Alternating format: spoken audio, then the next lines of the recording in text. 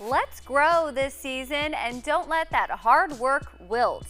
Jimmy Juergens at Bentley Ridge Tree Farm and Nursery can help with that. Jimmy. Thanks, Megan.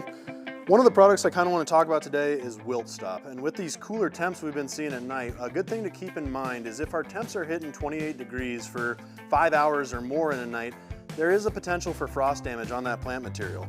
Wilt Stop here is an anti-transpirant that allows the moisture to stay in the plant material. So when we have these cold nights and extra wind and things like that, this can allow them to stay better during those temps and keep them a little bit more insulated.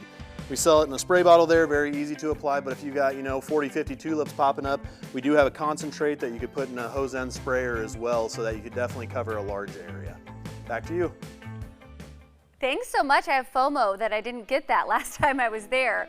To learn more, you can go to BentleyRidgeTreeFarm.com or call 515-440-9101. Bentley Ridge is located in Grimes. You can also check them out on social media.